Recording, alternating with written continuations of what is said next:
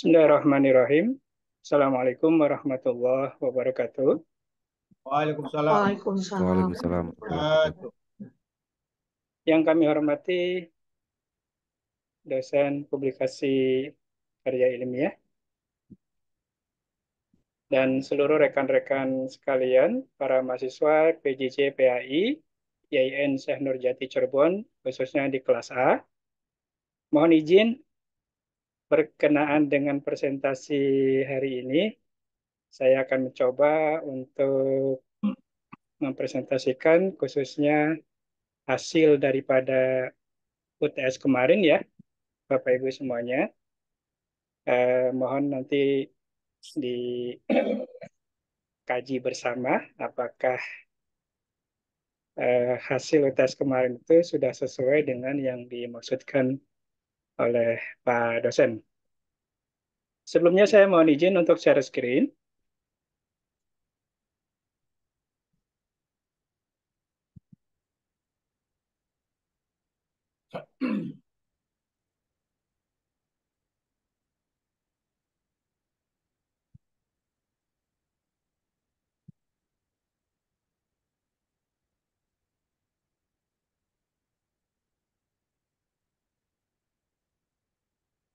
Apakah sudah terlihat di layar Sudah. monitor ya? Sudah, Pak. ada Pak. Ada ya?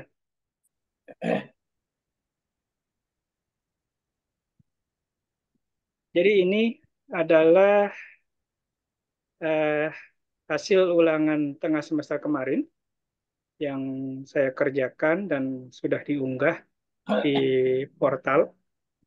Hanya saja hari ini saya nyoba buka portal, sepertinya sedang apa ya, maintenance ya. Jadi tidak bisa dia loading.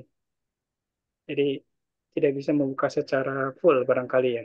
Jadi saya buka dari dokumen yang ada di device saya.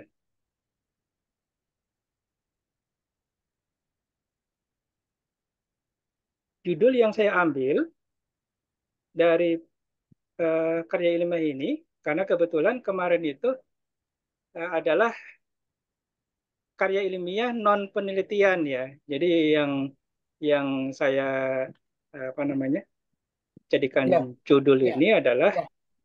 mudah-mudahan ini sesuai. Ya non Maaf, sesuai penelitian. maksudnya. Kalau yang personal non penelitian ya. Kalau yang grup upayakan penelitian. Oh, ini Penelitian. kebetulan Ya. saya kerjakan personal. Jadi kecenderungannya adalah non penelitian. Seperti itu, Pak dosen. Saya mengambil judul integrasi teknologi dalam pendidikan, meningkatkan hasil belajar di kelas. Dikerjakan oleh saya, Bambang Suswadi. Di sini saya kasih tanda kutip satu ya. Eh, saya adalah sebagai mahasiswa YIN Syekh Nurjati, khususnya di PJJ PAI, kelas A. Di email saya, bambangsuswadi.id@gmail.com.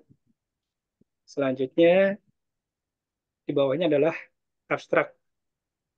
Sebagaimana yang pernah disampaikan oleh Pak dosen, bahwa abstrak itu sebetulnya nanti terakhir ya, tapi eh, dalam konteks ini saya ingin bacakan abstrak yang penulisannya itu kalau mengikuti klausul yang diberikan pada dosen itu, pertama dari font, fontnya itu ada Times New Roman ya, kemudian size-nya 12.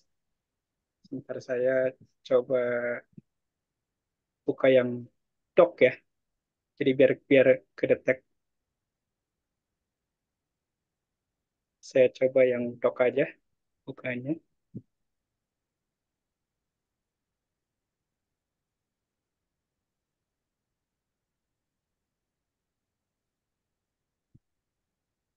Nggak salah ya.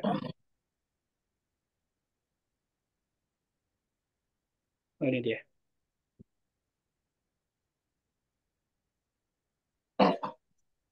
ini jenis filenya adalah doc atau Microsoft Word ya. Jadi ketahuan pertama saya ulangi dari judul. Judul itu eh, ada posisinya di tengah. Dia size-nya 14 menggunakan jenis font Times New Roman. Kemudian untuk abstrak, abstrak itu secara penulisan maksudnya maaf, penulisan itu menggunakan Times New Roman, fontnya 12 ya size-nya. Kemudian jarak spasinya itu adalah 1. Jadi makanya di sini nanti ada perbedaan antara eh, jarak di abstrak dengan jarak di kalimat pendahuluan. Itu kalau pendahuluan dia menggunakan ukuran 1,5 ya spasinya. Kalau yang abstrak dia itu menggunakan spacingnya itu adalah 1. Ini yang di atas. Dan eh, posisinya kalau kita mau menghitung ya, menghitung dari berapa jumlah karakter atau jumlah kata yang ada di abstrak itu, sebagaimana yang saya tangkap dari penjelasan Pak dosen, itu antara 200 sampai 250 kata.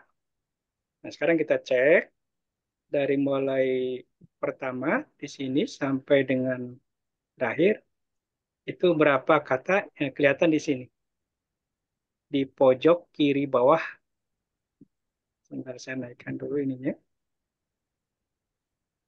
Nah, ini dia. Jadi 250 kata. Jadi abstrak saya yang saya unggah di portal kemarin, Pak dosen, jumlahnya ada 250 kata. Di mana dia kelihatan? Kita blok dulu, Pak, di ininya, di abstraknya ya. Kemudian di pojok kiri bawah ya, itu Coba, kelihatan. coba angkat, coba angkat, angkat. Nah, di Apanya, mana? Pak? Kok, kok saya nggak lihat dari sini? Oh, nggak kelihatan ya. Mm-mm. Sebentar. Ini soalnya ada di sistem ini. Di sistem Itulah, proses. itulah. Pak Bambang kalau presentasi terus orang nggak lihat, nanti orang bilang apa nih? Mana? Karena ini saya presentasinya pakai Microsoft Word-nya. Jadi Iya, bentuk aslinya. nggak nampak 250 katanya. Bisa aja Iya, dibohongin yang nggak tadi. nampak ya. Gimana nampakinya ya? Jadi kalau kalau file ini dicek di komputer, Pak dosen, punten, itu nanti kelihatan 250 katanya kalau dilihat dari Kiri, doc gitu. kiri ya. Ya, sebelah kiri bawah.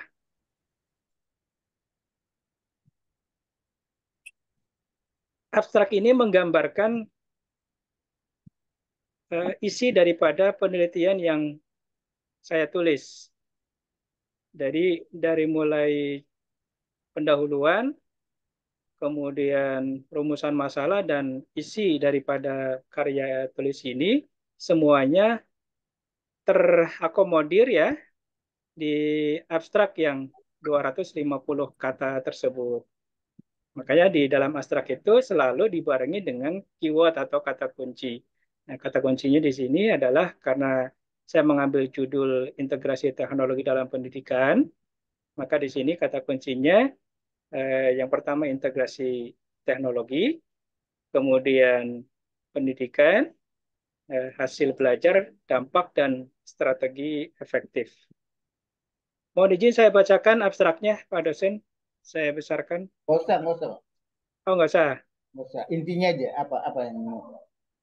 Jadi Intinya. intinya saya menulis terkait di dalam dunia pendidikan yang notabene-nya sangat kompleks sekali, ketika teknologi ini diintegrasikan ke dalam dunia pendidikan tersebut, maka akan ada dampak yang terlihat khususnya dalam pembelajaran di kelas.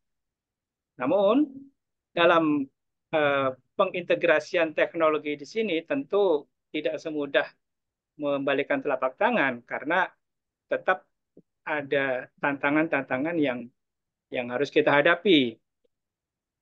Antara lain terkait dengan salah satunya di sini yang saya tuliskan di dalam rumusan masalah ya, yaitu kesenjangan akses terhadap teknologi antara siswa satu dengan yang lainnya. Kenapa demikian?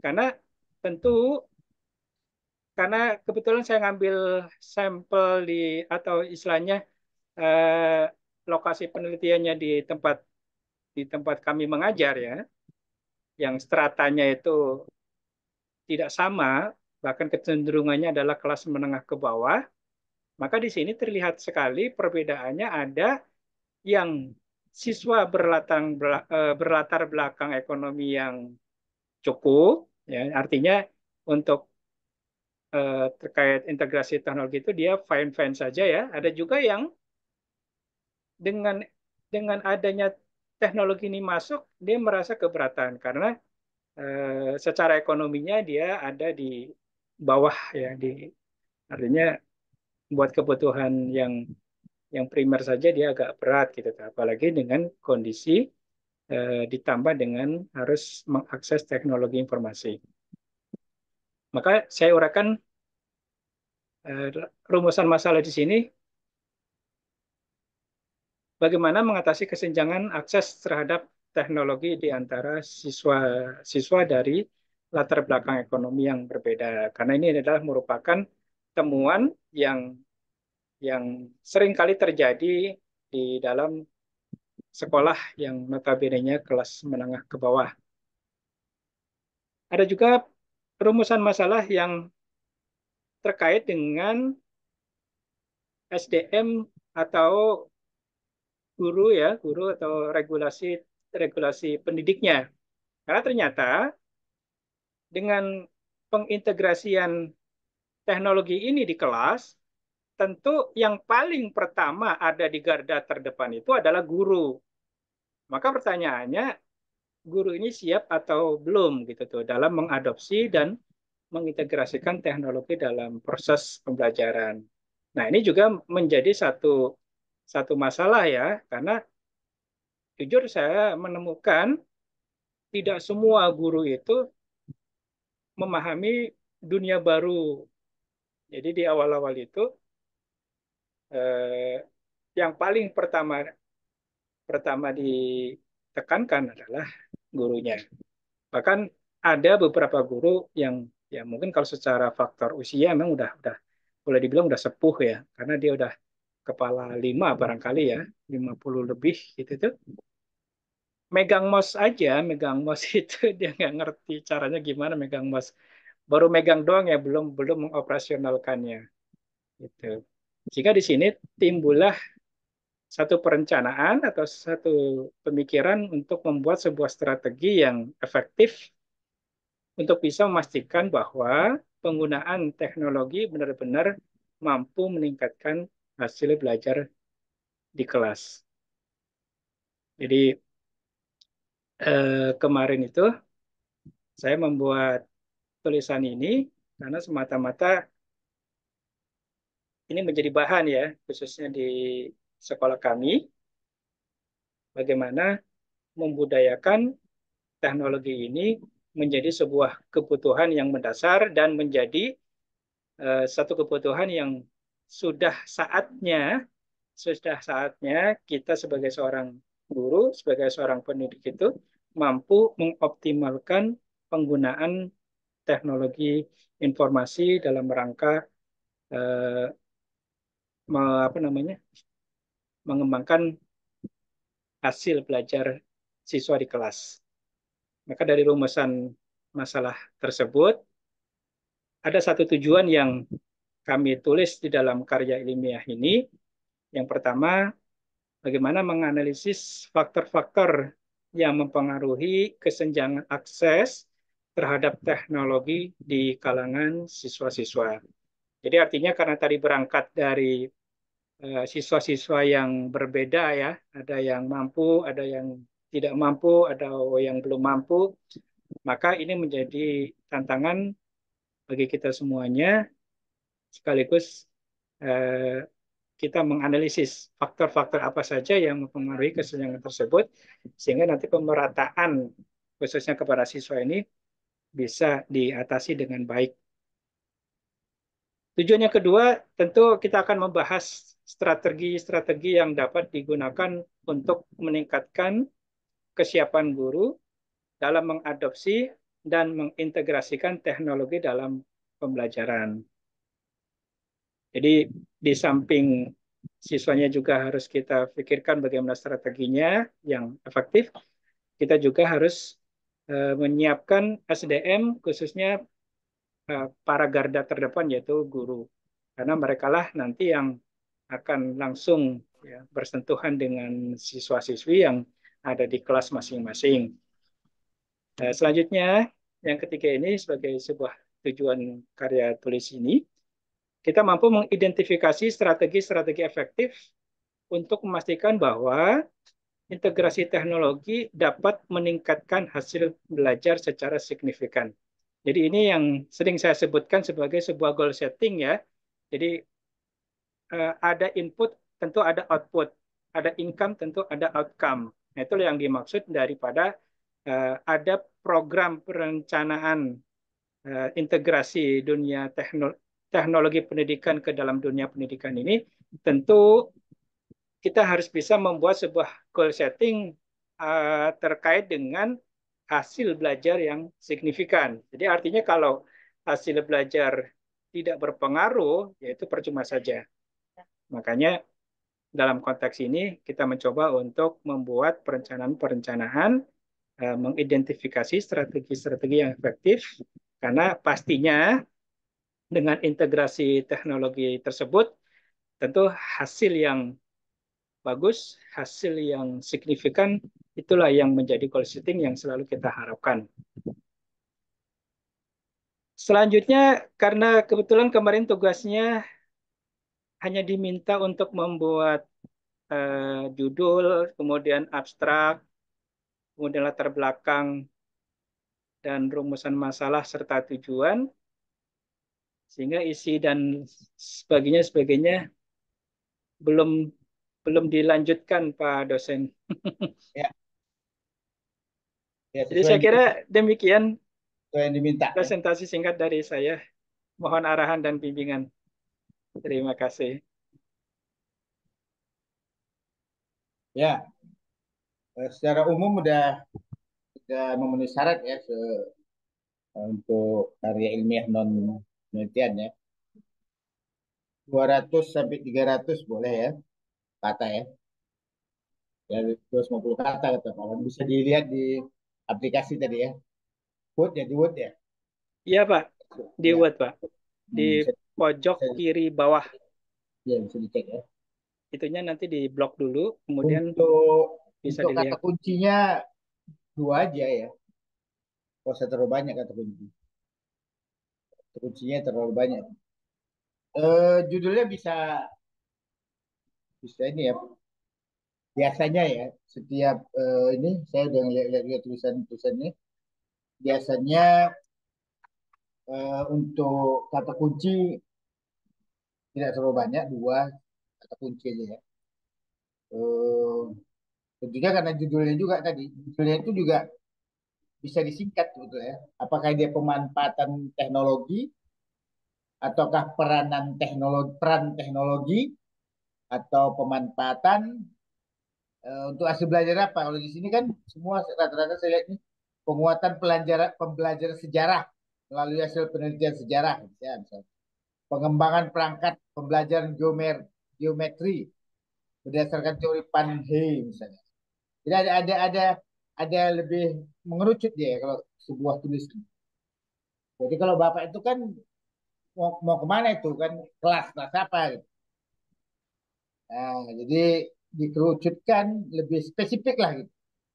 Sehingga nanti kata kuncinya itu enggak kata kuncinya itu tidak terlalu banyak.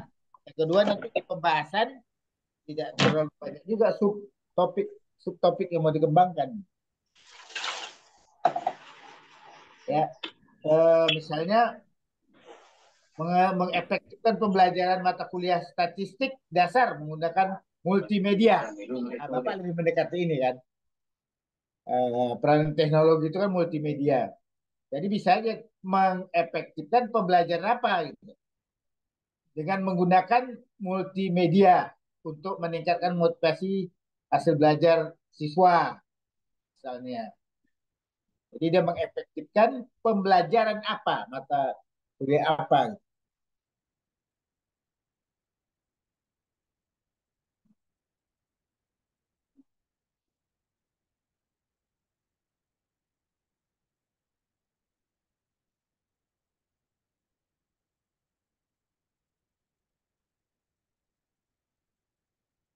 Misalnya yang terakhir ini belajar kooperatif model grup investigasi dalam memahami teorema Pitagoras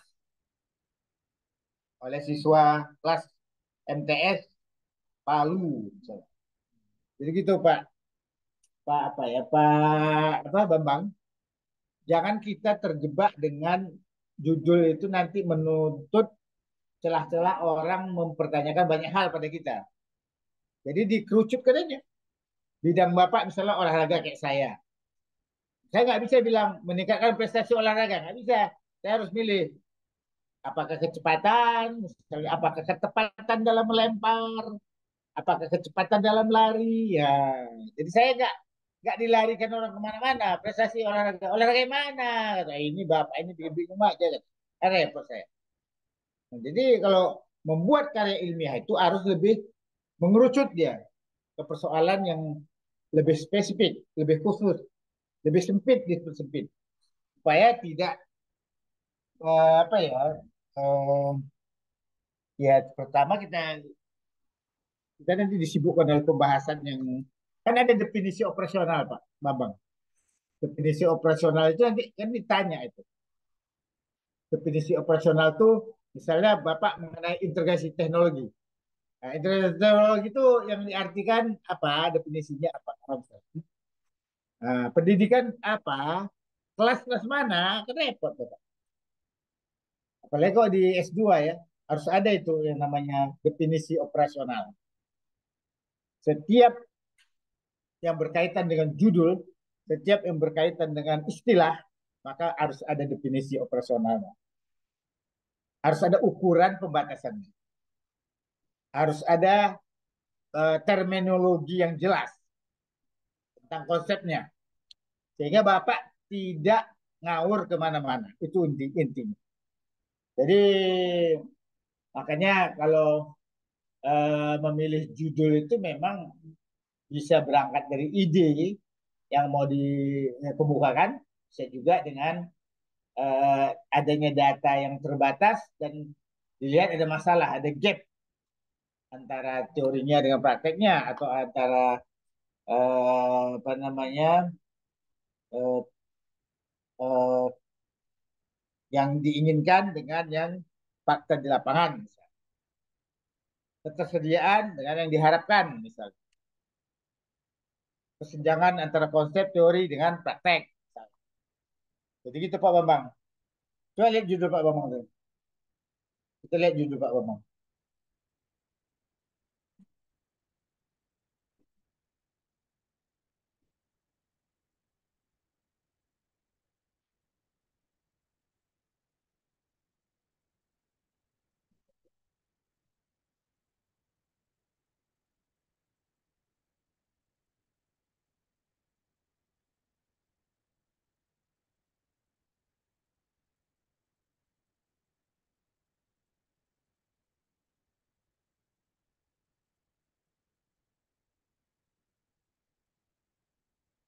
Judulnya tadi apa Pak Bambang? Coba tampilkan judul tadi.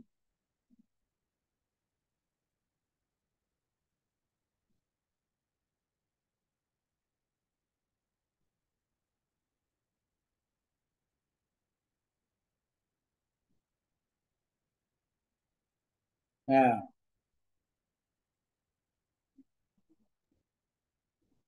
Integrasi teknologi dalam pendidikan hmm, meningkatkan hasil belajar di kelas. hmm. Walaupun Bapak maksakan pakai integrasi, teknologi, nggak usah ada dalam pendidikan. Dan meningkatkan hasil belajar apa gitu. Masa ini hasil belajar di kelas? Kan jadi apa ya? Waduh, itu definisi operasionalnya itu sulit. Di kelas mana? Hasil belajar apa? Misalnya gini tadi ya, ini misalnya ya, eh, pengaruh latihan dumbbell swing terhadap kemampuan shooting. Nah, kan shooting itu kan nembak ya, shooting bola basket ke keranjang. Tadi ada juga multimedia ya. Nah, mengefektifkan pembelajaran mata kuliah statistik gitu. Menggunakan multimedia untuk meningkatkan motivasi dan hasil belajar mahasiswa. Nah, ini pun masih belum pas. Harusnya berhenti aja di situ. Mengefektifkan pembelajaran mata kuliah statistik, dasar statistik dengan menggunakan multimedia. Itu aja.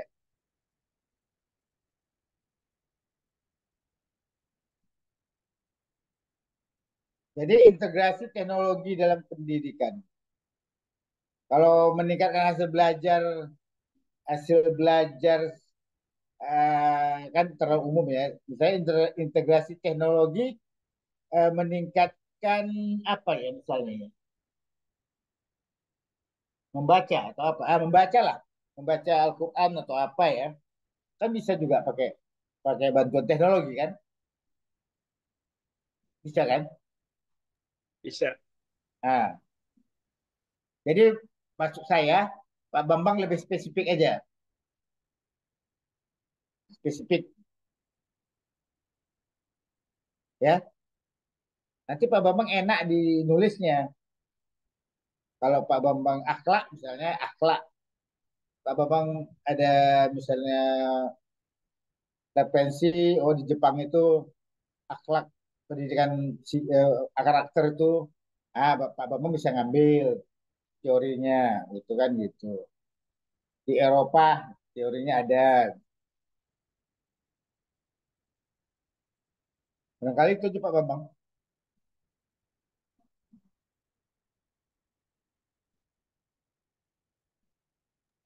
Jadi kalau Kalau yang hasil belajar di kelas, nanti Pak Bambang tetap harus membatasi hasil belajar apa, gitu. Harus tetap dibatasi. ya jadi ini agak umum gitu ya, Pak dosen ya, Nah, nggak umum ya. umum ya. Ya tapi ininya nggak fokus gitu. Hanya fokusnya kan kan nanti gini Pak Bambang. Kalau Pak Bambang seminar itu kan orang biasanya pengamat itu akan menilai pertama itu tadi keterbacaan, relevansi, terus apa namanya ya, ya keterbacaan, relevansi, kemanfaatan. Nah, baru nanti ini apa namanya penggunaan istilah kan macam-macam itu ada ada penilaiannya gitu.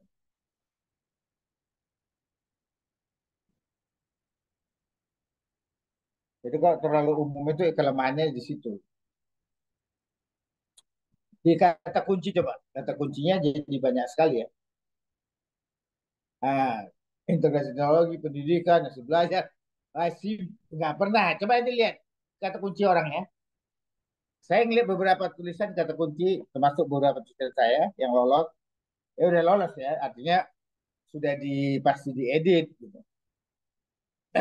Nggak pernah ada lebih dari tiga, Pak. Tiga itu udah banyak. Pak Bambang ya, terlalu banyak. Barangkali itu Pak Bambang diperbaiki. Lebih fokus, lebih apa namanya, lebih efisien lah.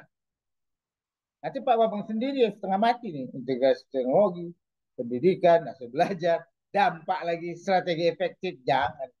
Yang cari kerjaan Pak Bambang, jangan cari kerjaan. Siap Pak Oke, kan? dosen, Nah, diperbaiki nanti ya, oke. kami perbaiki.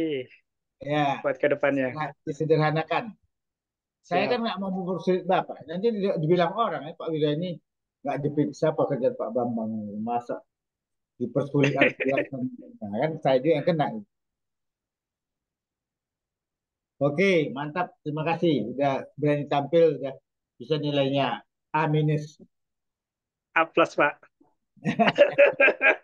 Apa sih?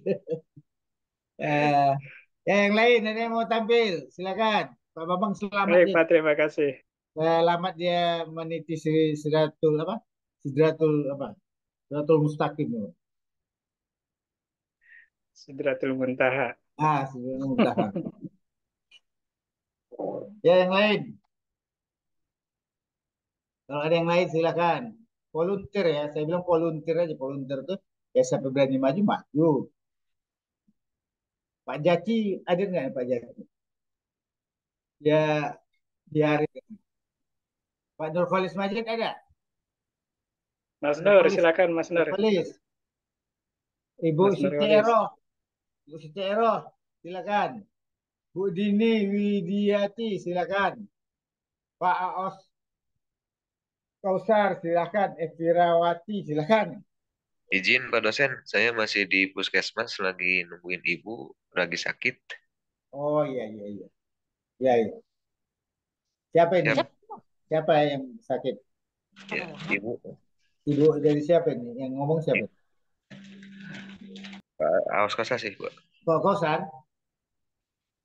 Pak Aos Kosa sih. Ya, oh Pak Kosasi. Pak Kosasi Ya, mana? Kok nggak ya Pak. tampil di layar? On cam, Pak. On cam. Oh Oh iya, iya, siap. oh iya, iya, Pak Kosasi. Ya, Ibu, saya ibu, masih ibu apa istri Pak Kosasi? ya, Ibu apa istri? ibu Pak. Ibu. Ya, kalau ayah udah Ya, tahun Bapak setengah anak udah laki-laki, nggak Bapak ada. anak Ya, laki-laki memang siap Pak. punya kewajiban untuk mendampingi ibunya ya. Siap Pak. Mendampingi. Sakit apa ibu? Siap. Sakit apa ibunya? Pak, Pak Kosasi. Ya Pak. Oke, Ibu yang lain. sakit apa? Tampil. Yang lain siapa tampil? Bu Dini. Ya kan Bu Dini? Masa Pak Bambang berani? Bu Dini kok nggak berani? Pak Baik, Bambang, Pak. Pak Bambang tuh udah dikoreksi nanti dia. Bagus itu tulisannya nanti. Tajam dia nanti. Fokus. Jadi intinya nggak boleh ya membuat sesuatu itu mempersulit kita atau jadi melebar sekali apanya pembahasannya melebar nggak boleh. Jadi karya ilmiah itu betul-betul kecuali Bapak memang mau mau buat disertasi itu iya boleh tapi bukan melebar tapi variabelnya lebih banyak. Kalau tesis variabelnya 3 variabel, kalau di disertasi bisa 5 variabel, 4 variabel. Dan jangan Pak Bambang ini ngelihat disertasi orang deh nih, makanya sampai 5 kata kuncinya. Waduh hebat sekali Pak Bambang. Sampai yang kecil-kecil. Lihat banyak ini, Pak. Lihat banyak tulisan. Contoh. Sudah pro dia, Pak. Bapak lihat jurnal ya kalau Sudah apa ahli dia, Pak. jurnal itu udah lolos dia. Kayak lihat kata kunci di abstrak jurnal-jurnal. Ya silakan Pak apa ini yang mau tampil?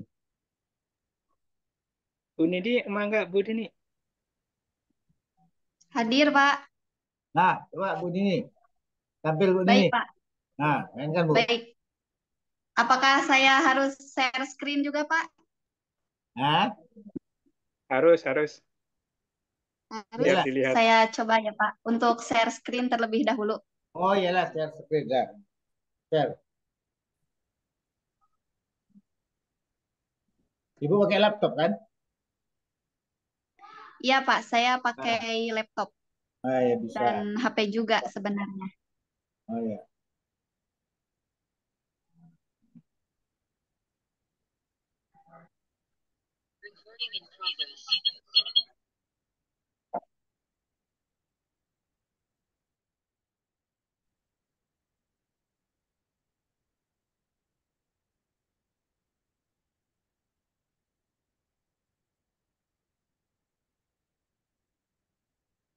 Tidak bantuan Pak Bambang itu. Share screen-nya. Ya, baik Pak. Ya, baik Pak. Ya, baik Pak. Ya.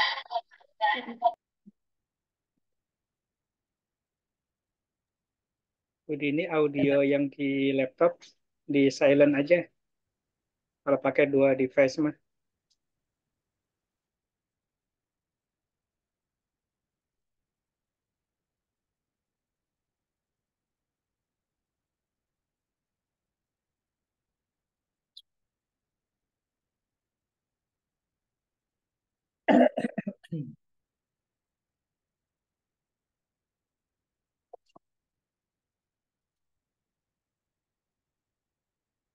Jadi kalau udah tahu itu kaidahnya, sudah tahu aturannya, nulis itu enak.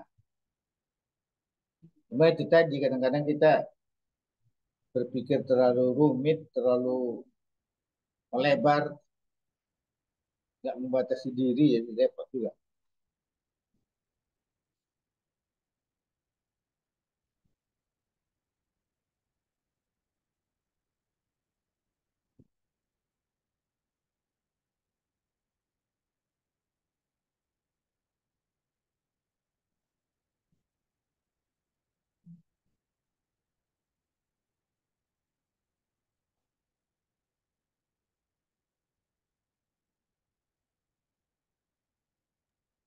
Saya coba share screen ya.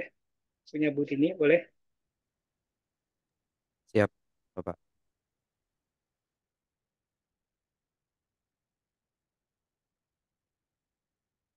Bu Dini suaranya di mute-nya juga. Pak Bambang, itu salah berkasnya.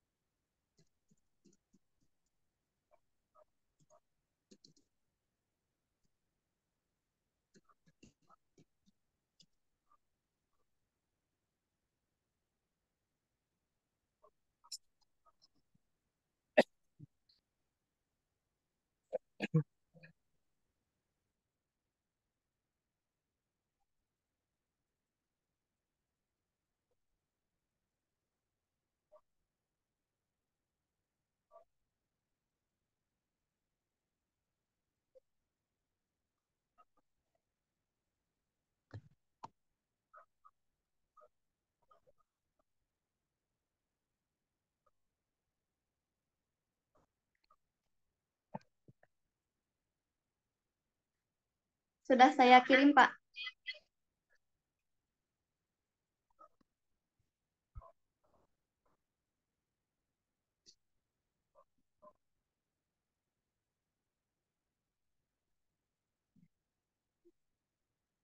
Yang ini ya Bu Dini. Iya, iya benar, Pak.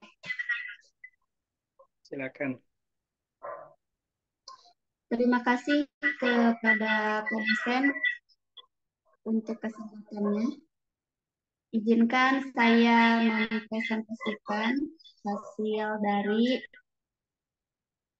pengerjaan mid semester kemarin. Saya membawa judul karya ilmiah ini dengan judul aplikasi Wordwall meningkatkan motivasi siswa belajar sejarah kebudayaan Islam. Judul ini diambil karena saya sebagai pendidik melihat fenomena. Jadi judul ini berangkat dari latar belakang sebuah fenomena di mana siswa-siswi di kelas yang saya ajar itu ketika belajar sejarah kebudayaan Islam menunjukkan reaksi yang kurang bersemangat sehingga saya takut terpengaruh kepada capaian pembelajarannya, sehingga saya mengangkat judul ini karena sumber referensinya mudah didapat, objek penelitian dan lokasinya berada di tempat saya mengajar,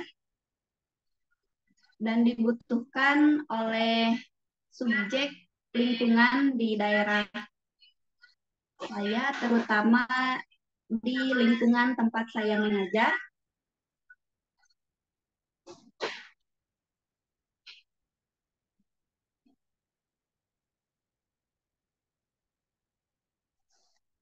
Pak Bambang boleh dikebawahkan. Terima kasih. Untuk abstrak,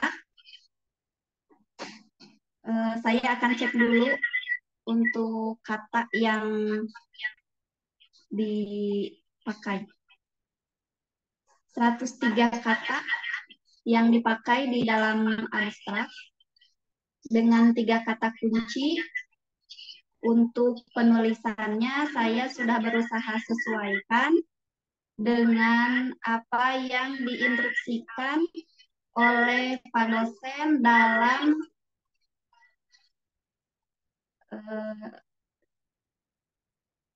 apa ya itu yang dikasih Pak dosen, file yang dikasih Pak dosen tersebut. Tulisannya Times New Roman ukuran 12. Namun saya mungkin ada kekeliruan di atas pada penulisan abstrak di atas. Mohon Pak Bambang untuk ke atas ini, yang jadi tulisan abstrak yang saya pakai tidak seperti Pak Bambang tadi yang berada di tengah namun ada di pinggir. Mungkin saya itu kurang teliti dalam membaca file yang Pak dosen berikan. Jadi saya apakah abstraknya harus di tengah atau harus di pinggir. Untuk latar belakangnya,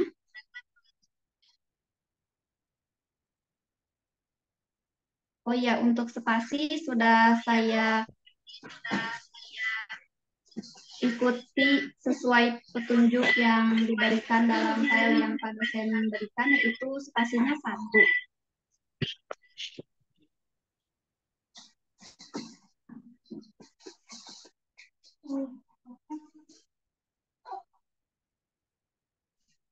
Untuk kata kunci saya menggunakan 3 kata kunci.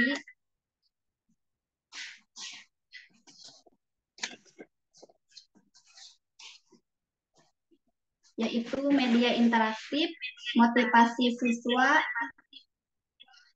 dan sejarah kebudayaan Islam.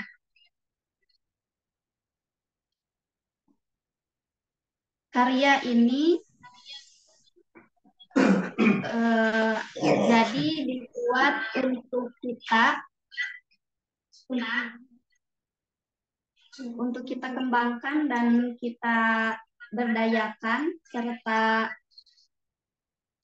menjadi referensi untuk guru-guru yang lain jika terdapat siswa-siswinya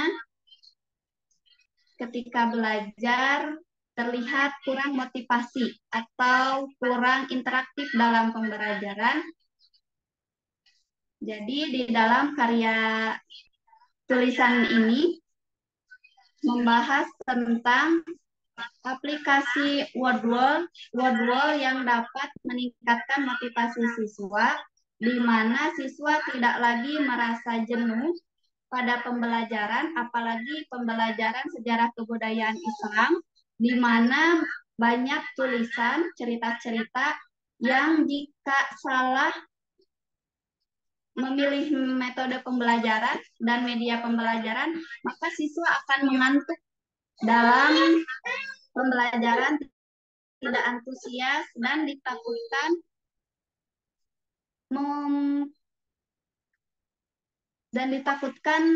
capaian pembelajarannya tidak tercapai. Maka di sini dalam tulisan ini nanti pada bab selanjutnya akan dituliskan bagaimana aplikasi Wordwall digunakan, bagaimana dampaknya, dan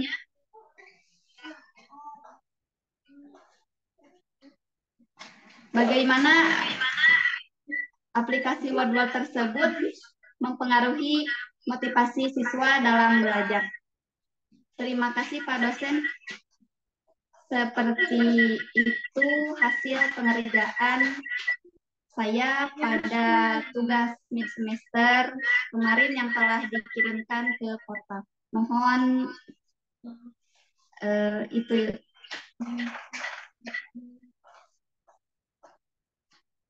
Mohon reviewnya Pak dosen.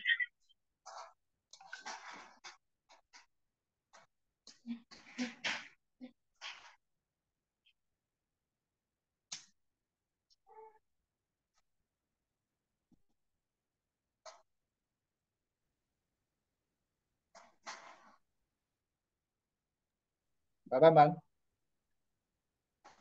saya Iya, tanya ya, Bapak. sekaligus saya tanya Pak Bambang mau Ibu, Bu Dini. Alur berpikirnya deduktif apa induktif dalam menyusun pendahuluan dan membuat pendahuluannya? Alur berpikirnya deduktif dari umum ke khusus, Pak. Khusus ya. Pak Bambang juga gimana tadi? Alur berpikirnya lupa saya tanya. Yes, iya Pak, saya cenderung ke umum ke khusus. Oke, Bu Dini, coba lihatkan saya pendahuluannya. Yang mana umumnya, yang mana khusus. Di kata kunci kok hilang aplikasi Word-nya, Word-wall-nya, atau Word-wall apa betul? Ini kok hilang nih, kata kunci. Kok ganti nih? Ya Pak, jadi dari umumnya saya mengambil mata pelajaran SKI. Ya, Pembelajarannya. ya, coba lihat. Saya turun. Harusnya media interaktif ya Pak. Ya, iyalah. Oh iya, baik Pak. Nanti saya akan perbaiki. Ini kata kuncinya ini kenapa lari kemarin? Ini ada nggak muncul di sini? Di judul. Biasa kata kunci diambil dari judul biasa. Terus ibu ini ngarang-ngarang bawahnya. Kata kunci ibu karang sendiri. Oh iya, maaf Pak. Saya itu karena aplikasi Wordwall jadi ingin tidak mencantumkan aplikasi Wordwall tapi malah media interaktif karena Ya, Wordwall sebagai media interaktif. ya, ya. Ibu udah ngerucut ini, tapi ibu memperlebar sini. Ibu sudah mengerucut di situ, Oh tapi iya. ibu di sini kata kuncinya ibu lebarkan lagi. Nanti bingung kayak Pak Bambang lagi. Itunya terus Ya baik Pak. alur berpikir pendahuluannya deduktif ya. Deduktif Pak. Nah, deduktif itu yang umum dulu, tapi akhirnya apa yang mau dicapai? Ya dari umum. Mengerucut yang apa yang mau dicapai.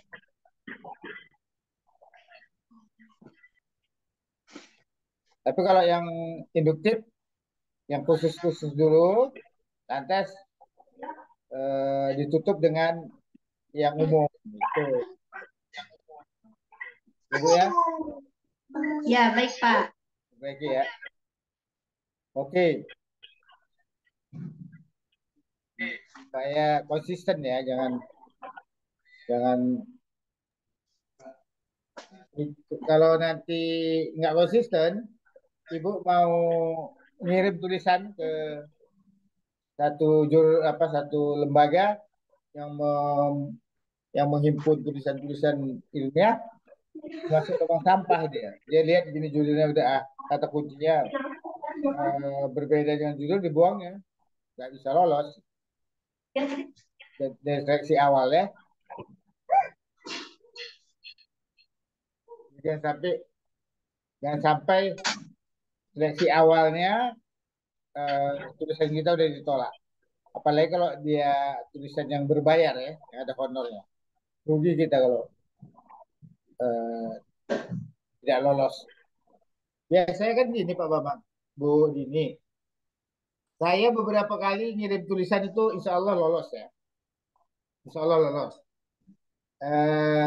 Waktu saya kuliah S2, saya coba penelitian terbatas saya kirim ke PON ke 15 di Surabaya waktu itu. Nah, pada saya waktu itu mahasiswa itu lolos, tapi saya menikmati hotelnya gratis, beberapa malam, dapat juga transport, pesawat datang, pergi diganti. Nah, jadi betul-betul merasakan hasil tulisan kita itu kita dapat menikmati fasilitas-fasilitas yang disediakan oleh panitia PON. Ya, di internasional saya juga pernah, tapi poster ya. Penelitian saya buat poster di Bali, terima juga. Saya juga dikasih tempat yang bagus hotelnya, hotel bintang 5 juga di Bali itu ya. Jadi banyak yang menguntungkan kalau kita nulis tulisan kita lolos. Waktu di Dikti tahun 2006 sebelum gempa di Jogja, dari 125 proposal yang masuk dalam penulisan buku, hanya 15 orang yang diterima, termasuk saya satu. Itu fasilitasnya 6 bulan, pernah di hotel bolak-balik, Hotel Safir di Yogyakarta. Ongkos pesawat dikirim, kita datang 6 bulan, dibimbing oleh profesor sama doktor waktu itu. Waktu itu saya masih baru selesai juga S2 itu.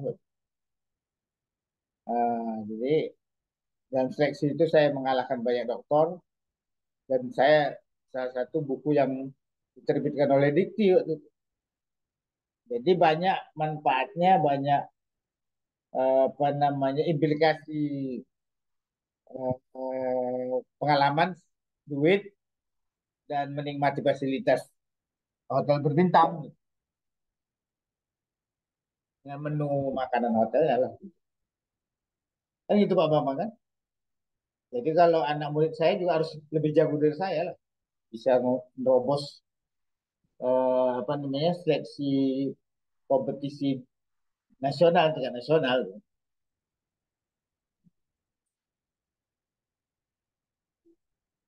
Itu ya Bu Dini ya. Baik, Pak. Itu ya Pak Bambang ya. Siap, dosen. Ada yang lain? Nampil lagi? Satu lagi ya. Saya belum masak soalnya. Satu lagi lah. Kira-kira 15 menit. Mangga, mangga yang lain silakan. Satu lagi. Pak Bambang, Ya, Mas Nur, monggo. Nanti gini, apa yang saya berikan masukan pada Bu Dini dan Pak Bambang, semuanya ikut memperbaikinya ya. Jadi nanti sudah dimasukkan ke portal. Kapan di portal? Sudah masuk ke portal? Sudah masuk, Pak. Oh, ada store ya? Oh, Sudah. nanti saya saya ulang ya. Di, di- saya masukkan lagi ke tugas beberapa, nanti saya baru nilai, baru saya perbaiki nilai. Siap, siap. Saya buka ulang. Ini mid kan? Mid semester kan? Iya, mid, Hmm, mid semester. ya.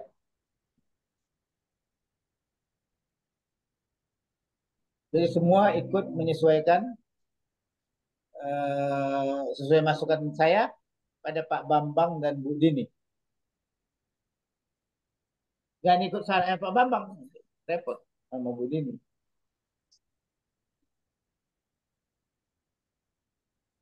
Ya, ada yang lain? Silakan. eh, mungkin saya Pak. Mas Nur, Ya, silakan, silakan. 15 menit ya, Oke, tak lebih. oke. Minta tolong Pak Bambang untuk share screen. Saya kirim tadi.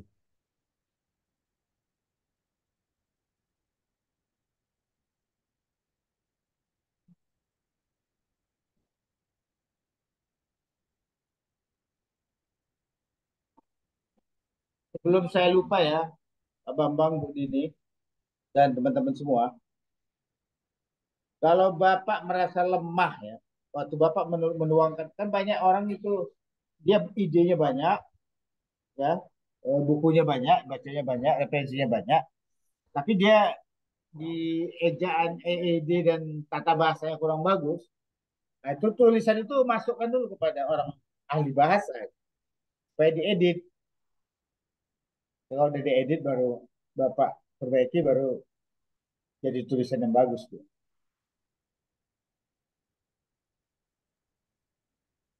Monggo Mas Nur. Ya silakan. Ya. Bismillahirrahmanirrahim. Assalamualaikum warahmatullahi wabarakatuh.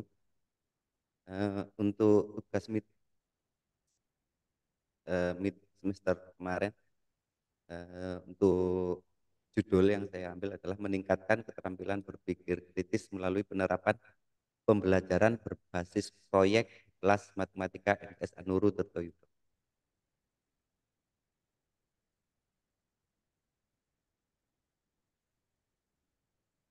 Mungkin untuk abstrak, mungkin untuk penulisannya beda dari yang punya Pak Bambang tadi, karena ini menurut pemahaman saya. Jadi mungkin kalau ada kesalahan berarti saya kurang memahami dari materi yang diberikan oleh Pak dosen.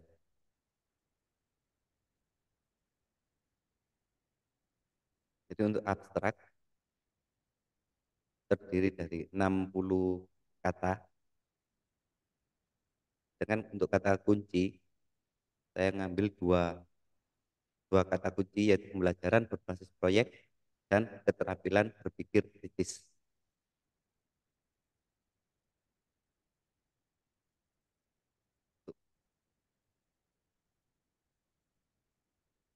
Untuk pendahuluan,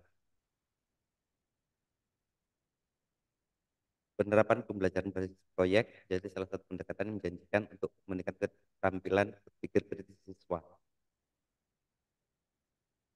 Di MTS Anuru kami melakukan eksplorasi tentang bagaimana pembelajaran berbasis proyek di kelas matematika dapat meningkatkan keterampilan pikir kritis siswa, karena selama ini kebetulan saya pernah dimintai tolong oleh guru matematika untuk menggantikan beliau yang cuti. Setelah saya pelajari, eh, ternyata yang lebih mengena, yang lebih membuat anak-anak itu fokus ketika kita memberikan proyek atau penugasan yang bersifat proyek kepada siswa. Jadi siswa tidak jenuh, apalagi untuk mata pelajaran matematika.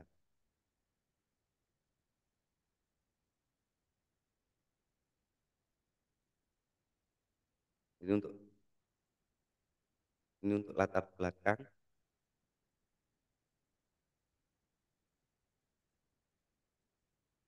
Keterampilan berpikir kritis merupakan salah satu aspek penting dalam pembelajaran matematika. Namun banyak siswa mengalami kesulitan dalam mengembangkan kemampuan berpikir kritis.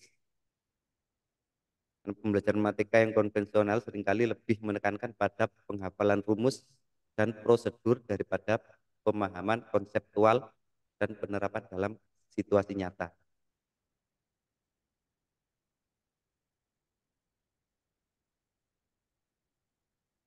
Untuk rumusan masalah, dalam konteks ini rumusan masalah dari artikel adalah bagaimana penerapan pembelajaran berbasis proyek dapat meningkatkan keterampilan berpikir kritis siswa di kelas matematika. Dan untuk tujuannya, untuk mengeksplorasi potensi pembelajaran berbasis proyek sebagai pendekatan alternatif dalam meningkatkan keterampilan berpikir kritis siswa di kelas matematika.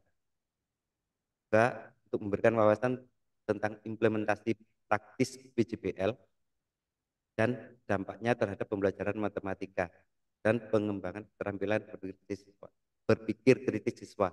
Dengan demikian, artikel dapat memberikan kontribusi bagi pengembangan metode pembelajaran yang lebih efektif dalam konteks pendidikan matematika.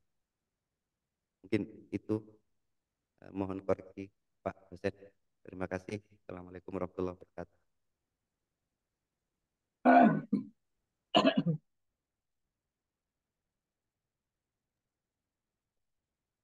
Coba judulnya lihat tampilnya Pak Mama. Judulnya Pak Mama.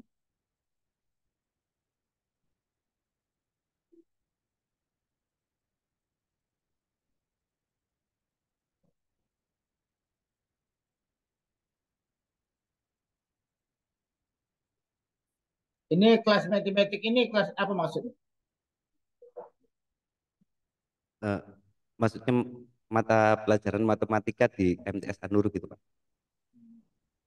Kenapa pakai kelas matematik? Maaf itu mungkin salah. Eh, Kenapa kayak gini aja pembelajaran berbasis proyek meningkatkan keterampilan berpikir kritis. Itu aja. Kalau jangan di kelas matematik, berhenti aja di situ di kritis. Ya, Penerapan penerapan pembelajaran berbasis proyek dan, meningkatkan keterampilan berpikir kritis. Kayak MTS di MTS Anur gitu Yudo. Kali ya. siap, Kan ada kelas matematiknya. siap, siap Pak. Hmm. Coba turun ke bawah. Turun ke bawah. Turun ke bawah. Nah, kan Bapak buat pembelajaran berbasis proyek ini. Keterampilan berpikir kritis kan nggak ada matematik. Kan kuncinya kan dua ini aja. Pembelajaran berbasis proyek dan keterampilan berpikir kritis. Atau gini, pembelajaran berbasis proyek dalam mata pelajaran matematik meningkatkan keterampilan berpikir kritis. Itu lebih logis. Karena matematik itu memang mengasah kemampuan berpikir logis. Jadi pembelajaran berbasis proyek, dalam mata pelajaran matematik ya, atau lebih fokus apa? Himpunan misalnya, pembelajaran berbasis proyek atau apa? Dalam matematik itu apa? Ada himpunan, ada linear, ada nggak? Apa mata-mata itu?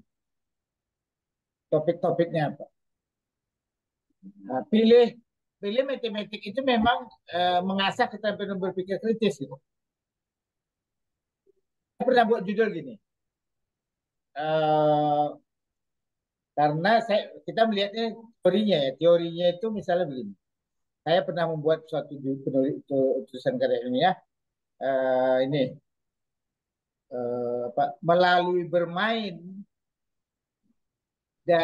melalui bermain dalam membangun kebugaran dan kecerdasan. Nah, karena ada teorinya bahwa anak-anak usia sekolah dasar itu kebutuhan bermainnya itu harus terpenuhi sekian jam.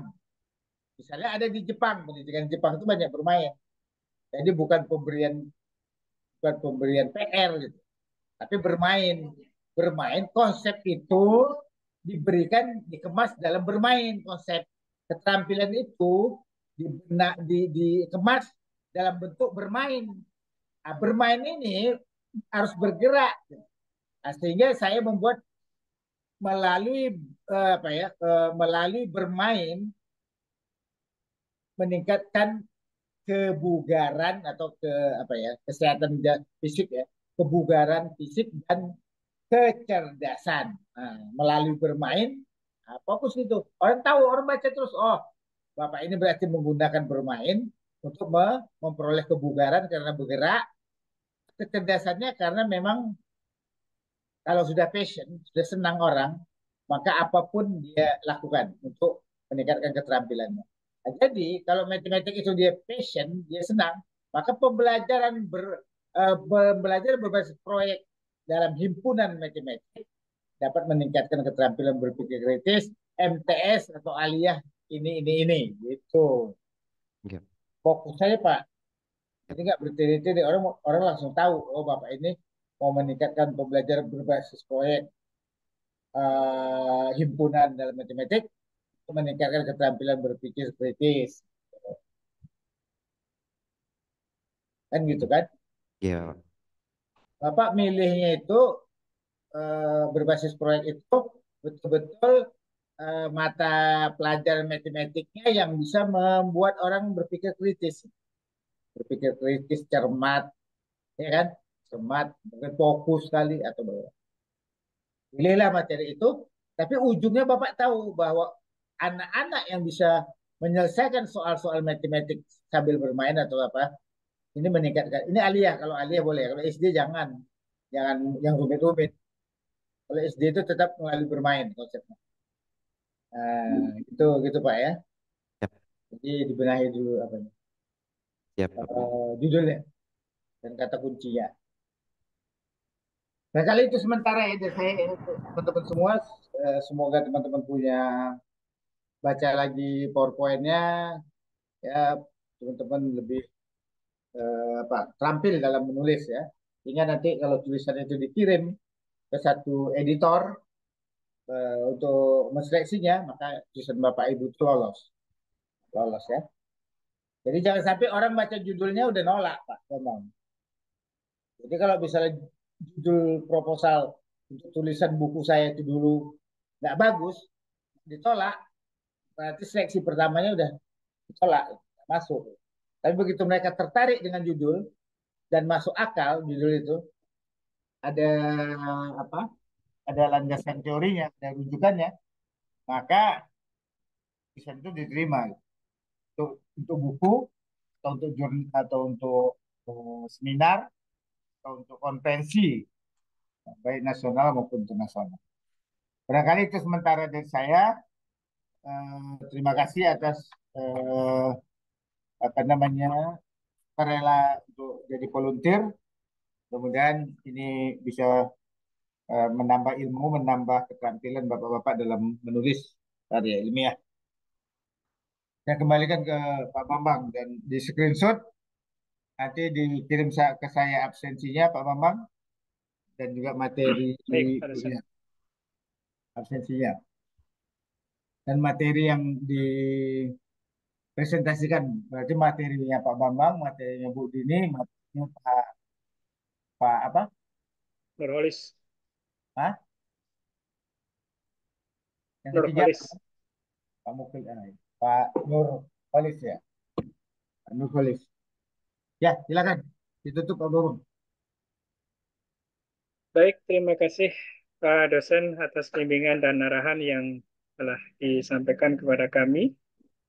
Mudah-mudahan kami mampu untuk memperbaiki terutama hasil UTS yang kemarin sudah diunggah di portal, dan kedepannya ini menjadi satu ilmu yang bermanfaat buat kita semua, khususnya dalam teknis menulis karya ilmiah yang baik, yang sesuai dengan norma yang berlaku khususnya di negara kita. Teman-teman semuanya, mahasiswa BJJ BAI, khususnya di kelas A, menutup acara ini, marilah sama-sama kita berdoa ya, dengan doa penutup majelis. Bismillahirrahmanirrahim. Subhanakallahumma wa bihamdika asyhadu an la ilaha illa anta astaghfiruka wa atubu ilaik. Screenshotnya Pak. Walhamdulillahirabbil alamin. Amin. Di screenshot ya. Smile. Iya, Mas Nur, sebelum di close tolong di biasa di SS semuanya. Sudah di grup, Terima Bapak. kasih Pak dosen. Oh, udah di grup. Sudah Pak, nanti dikirim ke Pak Udah dosen. ya. Oke, makasih ya. Semoga sehat semua. Terima kasih Pak dosen. Amin. Batinnya dalam keluarga melimpah rezekinya, berkah, Alhamdulillah. manfaat ilmunya ya. Terakhir Siap. sehat-sehat. Assalamualaikum warahmatullahi wabarakatuh. Waalaikumsalam warahmatullahi wabarakatuh. Ini ya.